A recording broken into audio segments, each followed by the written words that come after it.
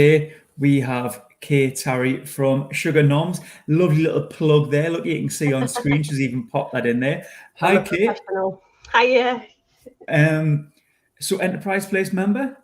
Yeah. Have been since back in probably May 2020 was when I first kind of heard about the place and joined up.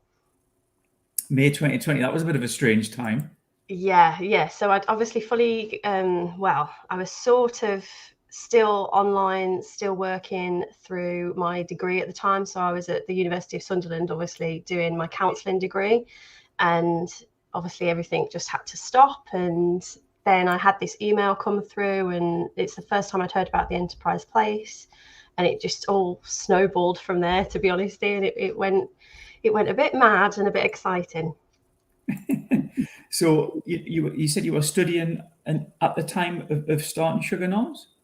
Yes, so I was just coming to the end. I just did a top-up year at Sunderland, so I did just come in, dissertation and everything like that's rolling around.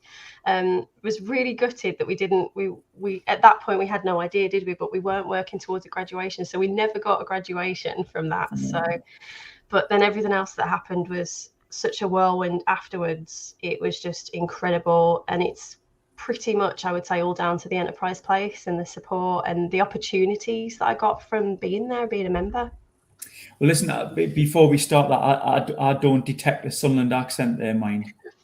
No, not at all. Well, at the moment, I live in Redcar. I've lived in Redcar for about 6 years. I've travelled all around the country. So I'm a Brummie. I don't know whether you can hear the Birmingham accent in me. Yeah.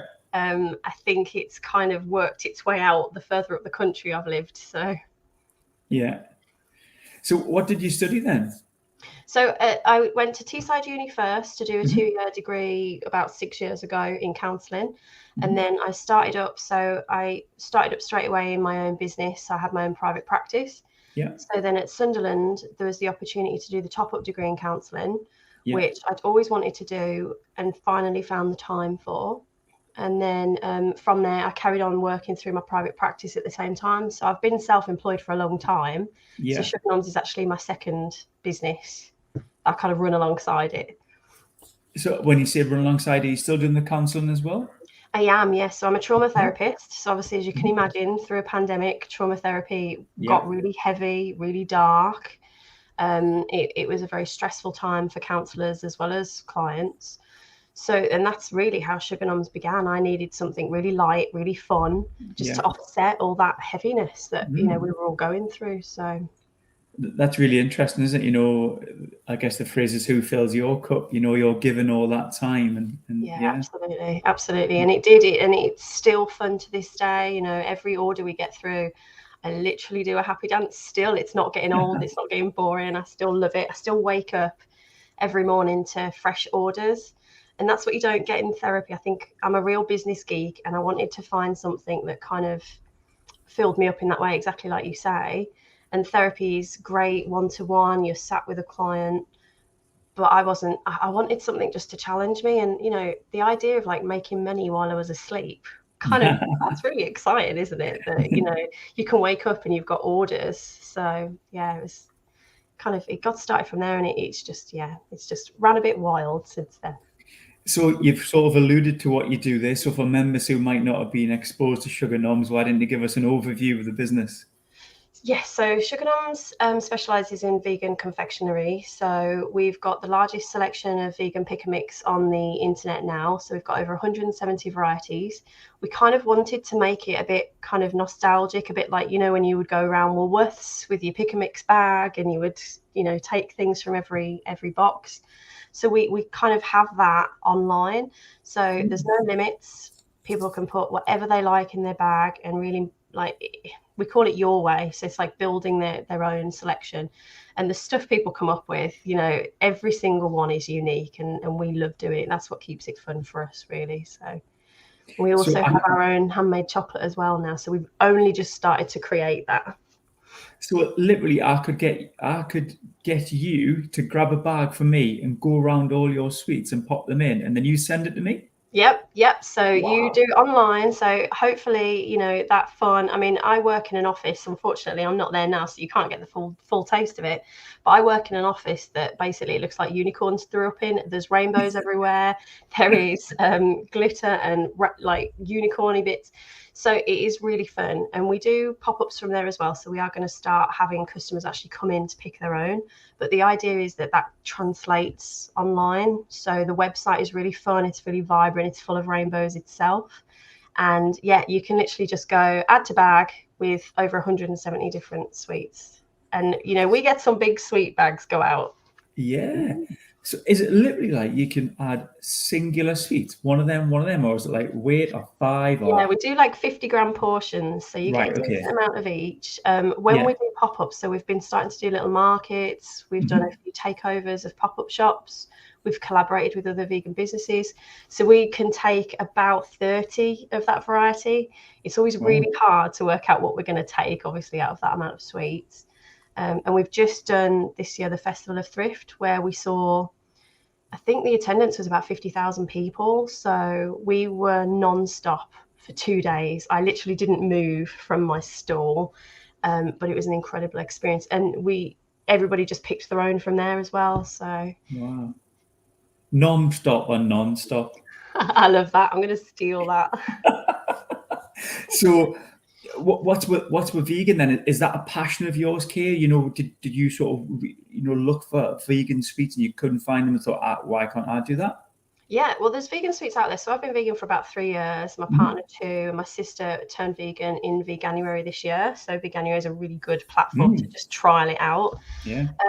And we could find vegan sweets, but they were either all really expensive, they kind of lacked the flavor of other sweets, and we wanted to kind of imitate exactly what you can get on the high street. We wanted mainstream sweets, retro sweets, so things Mhm. like, you know, cola bottles and, you know, those little twin cherries you can get, Yeah. all those things that you do find yourself craving and you do find yourself missing, that we've managed to pull that, and we find them from all over the country, all over the world. So we're just starting to import now from places like Sweden and Finland, because they have a huge variety. A lot of them are called bubs, and they go down so well with our customers. You know, customers just buy bubs a lot of the time. They have big bags of bubs, because they're like nothing else. So we have that good blend really of the nostalgic retro sweets that when going vegan, people thought they were going to have to miss out on now. But then we also have new stuff, exciting stuff that brings in people that aren't vegan just because they're so good and so tasty Yeah. anyway. So, So it sounds like you just touched upon the chocolate bit there, and I'm going to come to that. So basically, the way I'm thinking of this, you're sort of buying all this in, and then you're adding a service, which is to sort of populate them into a bag of what they want. But now you're going into manufacturing, then you're starting to produce your own. yeah, so we actually through this process, so we started off in our back bedroom at home, pushed the button on our first order, which was about £300, which felt like a lot at the time. Mm. But now we're sort of having pallet loads arrive kind of every few weeks. So Wow. it kind of grew and grew. And then we thought, well, okay, well, how do we make a more exclusive offering? How do we kind of pivot to where perhaps there's a little bit more margin that we can kind of play around with? We can create something of our own here. And chocolate kind of just, it was there. It was a real opportunity for us. And we both love chocolate. I mean, Mark, my partner, is chief taste tester. Everything passes through him, and then we send it out to other taste testers. But yeah, so chocolate, we really were passionate about finding something that was vegan but didn't taste vegan. You know, a lot of the chocolate alternatives aren't very creamy, aren't very milky. So we've only just launched Halloween. So they went out in our Halloween hampers. We've done little lollies and little like jazzies and things. Wow. So they're not available on the website yet because we're just doing them to order, because it's only us creating them. We haven't kind of got anyone else making this for us. It's us doing all the chocolate, which is amazing. We outgrew our back bedroom. We moved to a small office, then we moved to a bigger office in the same block, and then we've actually moved again. We've doubled our space, so this enabled us to do the chocolate. That was the idea behind the last move. And we built a chocolate room onto the sweets room, so we've got like a fully contained, and it smells amazing, Ian, when you know there's lots of people on our floor in the studios. and they can smell when we're doing chocolate, and they kind of just poke their head round the door and, oh, you know, what are you up to today? So all that within like 18 months or so. Yeah. Wow. And when I look back, and it's only doing things like this that I really hear it, I really kind of stop and think, yeah, that's quite a journey, really, in the last 18 months. It feels like it should have been over years and years. Yeah. And you mentioned Mark there, the chief taste. Yeah. Is Mark, is he all in, or does he also have a role as well? Or Well, he works full time outside of the business, so we've both wow. got full time jobs. As he steps in, helps around busy time. So like Halloween's been a really busy time for us. Yeah. He'll come in and help box up. We do have a paid member of staff now, so my sister's come on board. Excellent. Again, it's keeping that kind of vegan ethos, keeping that personal touch. So every single order we get, we handwrite little notes and we personalize them. So, and I really want to keep that, no matter how big we get. Yeah. I still want to have that personal connection with customers. You know, a lot of them I talk to, I've built relationships with on our social media. You know, I know what they like, their names pop up again, and we kind of add little bits to their order that we know they'll like. And so that's what I don't want to lose. And I think by having Natalie on board as well and Mark on board, we've really got that personal touch still. I think when we grow, when it comes time to hire staff outside of our family unit, they're going to have that same value as us, really. So I think it'll be really interesting how that kind of blends with us. So in terms of Natalie's remuneration package, how many sweets can she have per day? Well, you know, I used to live next to Cadbury World down in the West Midlands, and I think I don't know whether it was a bit of a myth or whether it was actually true that they could basically eat whatever they liked off the production lines, and I guess you would kind of make yourself sick after a while. So we kind of go down that route. Yeah, have what you fancy, but just make sure you're not in a sugar coma on the floor. I used to have a friend that worked in a crisp factory, and they used to say the same. You could just eat what you wanted. And I think they used to bring like big bin liners full of crisps home. Oh, nice. You know, nice. But you're probably sicken yourself after a while. Yeah, exactly. And I think it really helps that, you know, so I was awarded a grant from there was like a competition at Sunderland Enterprise Place. And that grant enabled me to hire Natalie, to have the funds there to kind of pay for her. So we could grow a lot quicker. It meant I could work on the business as well as in it while she was working in it, you know, a lot of the time. So she was doing 3 days a week at that point. And we're really flexible now on obviously seasonal. We've got Christmas coming up. We're just starting to make Christmas sales, believe it or not. And it's not even been, you know, it's kind of, you know, we're looking at Halloween, aren't we? So Halloween is absolutely flying out at the moment. That's fantastic. And then Christmas around the corner. Wow. So in terms of e-commerce, and that sounds like that's a big thing for you. But back in May, you know, you're pretty much started from ground zero. Was one of the first things to do was say, right, okay, we need to build an e-commerce website and get that up and running? Yeah, so obviously being a therapist, I'd got a website, I'd got things like that, but I'd never had to kind of worry about things like SEOs, never had to worry about like Facebook ads or anything like that. So it's been a real learning curve for me. I started on Shopify, we're still on Shopify. It's the easiest thing. We've got I think we've got over about 600 products on the website now. So it's the easiest platform for us just to be able to put the products on. I'm still not great at SEOs, so I have actually got people on board now. I've got a marketer that helps me with all of that side of things. I've had some mentoring again through Enterprise Place that's really helped with understanding SEOs. I had a few one-to-one meetings with people like Andy to understand social media. So that's all really helped me kind of get to grips with business and running e-commerce rather than just being in business self-employed, doing like a service-based role. So it's been a real learning curve. But as I say, I'm such a business geek anyway. I love it. And the beauty of things like Shopify is it gives you so much data back, so much analytics. So yeah, I really like kind of crunching those numbers. Interestingly enough, you know, you must have a lot of data on, you know, the most popular sweets and things like that. Yeah. I mean, it varies from month on month. Is it? And interestingly, the average customer spend stays the same, but what they buy is very, very different. So we can, and this is what the challenge is. We can never really call it. Yeah. But that's exciting because we're always finding new things. Every week we're adding new things to the website. We're kind of discontinuing things that didn't do as well as we'd hoped. So it's a very fluid, very flexible business, and that's what keeps it so interesting. Yeah. You touched upon social media earlier on there, Kay. So what sort of content do you create to get people engaged and understand what you do as a business? So up till now, it's all been organic. So I've been posting basically just kind of pictures of our sweets. So, I said sort of people build their own Your Way bags. So I feature those a lot just to give people an idea of what they can put in their bags. But a lot of it's kind of, I love sharing funny things on stories. I don't take myself too seriously. So anything that's going on behind the scenes, we've just got a new puppy and everyone kind of loves her on stories. So we do a little bit of behind the scenes stuff. So when we're making chocolate, we'll post all about that.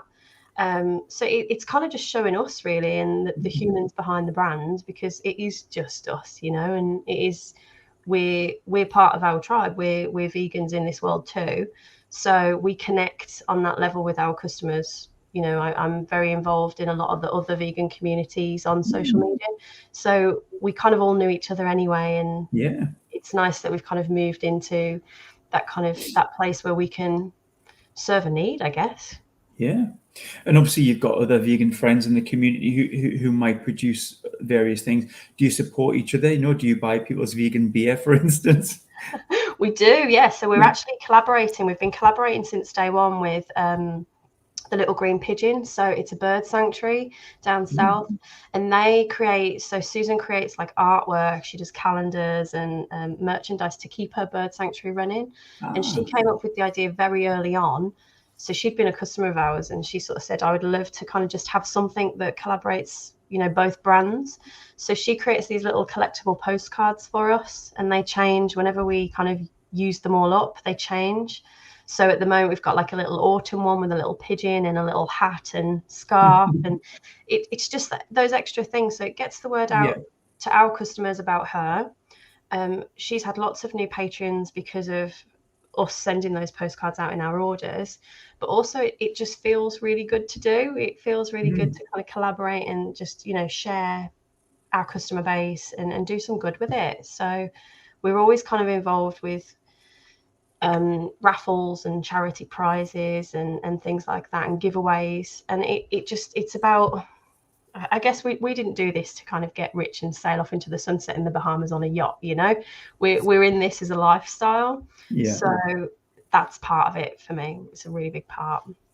I think we're going to say, but we've just ordered a boat. No, not a chance. It'd more likely be a camper van at this point. So. Yes. So actually thinking about this, what does success look like here? What is the dream? I'm working towards at the moment an actual bricks and mortar. So at the moment we've got a studio people can visit, but it's kind of awkward. It's kind of clunky. We kind of have to do these events if we want to pop up somewhere. Yeah. I would love, and I'm working towards this in the next year or so, getting a flagship shop so that we can bring our pick and mix. It can be a fully immersive experience, Instagrammable experience.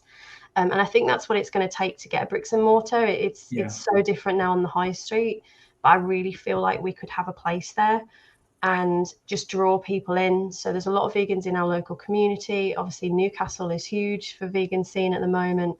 So I just kind of think growing this, perhaps maybe having a few stores around the country in those vegan hotspots would be fantastic. That's really where I want it to go. But I still want to be packing orders. I still want to be, covered in chocolate on a Saturday morning, It's interesting because, you mentioned Woolworths at the top of the conversation there. And I think, I think we all know in terms of their business model, they kind of didn't change and they really relied on it. I think what you're saying there is actually that, yes, the sweets there, but you're really leaning into the vegan side of it as well. Do you think you'll also maybe, diversify into some other vegan products? Yeah, I think it would be great, especially to champion other small brands. So there's lots of other vegan chocolate brands. There's people like Safe for Christmas, for instance, that are doing advent calendars. it's something that we haven't looked at because we know there's great things out there that we can also support. So I feel like we're kind of like tailoring what we can offer next to supporting other brands and what they do so well. You know, we don't want to tread on anyone's toes, and I really believe there's room for us all in this marketplace, especially as veganism is growing so fast. I mean, this year it's on everybody's lips. It's every restaurant has got a vegan option now, which is amazing. So we're kind of riding that wave, but we were on that wave before it kind of really took off. So I feel like we're best placed, and some of our competitors, actually that blend together might work really well anyway. So I'm not kind of scared off by competitors. I'm kind of spurred on. Yeah. So thinking about anyone watching this now, Kay, I mean, you started in the midst of a pandemic 18 months ago, and you've come really far. If someone was thinking about, launching their own small micro business, what would be your advice for them? My advice would just be, and I've told many people this that have asked, is just start where you're at. And I hear that a lot, and I was told that advice, and it was great. It doesn't have to be perfect. You don't have to iron out all the kinks beforehand. As long as it's going to do no harm and you're safe with it and you know your stuff, it's about trusting that and just launching right where you're at. I think we can all procrastinate. We can all let fear take over sometimes. And actually, if you just go with it and kind of get that momentum as you're going, using your enthusiasm, using your motivation, there's a reason you want to start it. There's a reason you want to be your own boss. And it's trusting that too. I never wanted to have a boss ever again. That really motivates me to do well, because I never want to go back into employment. And I feel like entrepreneurs in general have that spark, and they don't really do well as like worker bees. I call my partner a worker bee because he loves having a boss and he loves having a 9 to 5. I can't think of anything worse. So if you're that way, if you're like me, just go for it, and you'll find a way, and you'll probably have to pivot. You'll probably have to learn. I guess the other bit that follows on from that is don't be afraid to ask for help. You're not going to know everything. And it's actually better for you if you do ask for help. There's so much support. There's so much expertise out there. Places like the Enterprise Place exist to support people like me, people like us. So actually reaching out, that's what they're there for. Then, they're never going to kind of look at you and think that was a silly question or why have you done it that way? They're just going to work with you on bringing this business to be everything it possibly can be, and the opportunities that opens up. So this year, Jenny and the team put me forward to be part of the Santander X program, which is just phenomenal. And I would not have had that opportunity unless I'd have been a member of the Enterprise Place. So it's things like that as well, going for grants. I've won 3 grants now, and I never would have known about them had Kelly or Jenny or people at the Enterprise Place not mentioned them to me. So it's all that's available to you just from asking for a bit of support. Wonderful. That was more. I was motivated there. I want to start something else now. I love that. Good stuff. Yeah, how many businesses can we have between us? I wonder. Exactly. Yeah, let's do it. Yeah. Well, listen. Thank you so much for your time, Kay. I'm really, really excited to see the journey and the bricks and mortar thing. Sounds just wonderful. And I think as well, that there's lots of other businesses out there that maybe do something similar, but it sounds like the way you're doing it with your values, your ethos, and everything is different. And even just in 20 minutes or so, I know you're going to make that work. So best of luck to it. And I'll be there with my kids. We'll be there with our bags, and then we'll be making an account for ourselves. And back in the old Woolworth style, it's not going to be like that. It'll be something special knowing you. Oh, thank you so much. Yeah. Okay, thanks so much, Kate.